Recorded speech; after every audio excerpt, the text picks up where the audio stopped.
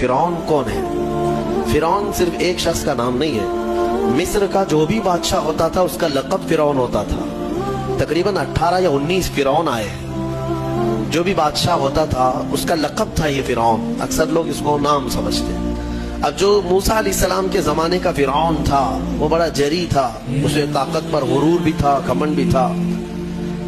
ऐसा है कि तकरीबन 100 साल तक तो कभी उसको सर्दी बुखार भी नहीं आया, बीमार कभी नहीं हुआ। तो आदमी को जब कोई तकलीफ ना आए तो वो गुरूर में बढ़ जाता है और उसे ऐसा लगने लगता है कि मैं सबसे पावरफुल आदमी हूँ दुनिया का, मुझे कुछ हो नहीं सकता। तो यही फिरौन है जिसने अपने जमाने में ये ऐलान किया था कि लोगों मैं तुम्हारा रब हूँ, तुम्हारा बड़ा रब मैं हूँ, मेरी इबादत करो। बात तो चल रही थी और लोगों को अपनी खिदमत पर मामूर करने की बजाय अपनी इबादत पर मामूर करता था। हजारों लोग उसको सजदा भी करते।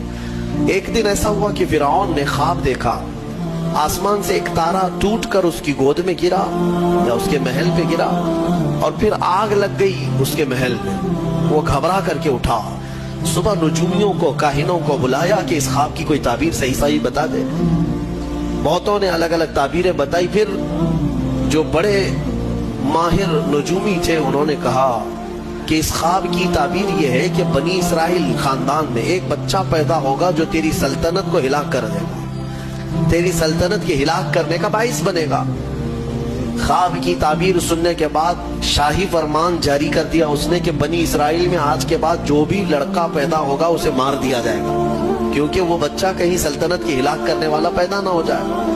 तो ये ऐलान के बाद बनी इसराइल खानदान में जो भी लड़का पैदा होता उसे मार दिया जाता।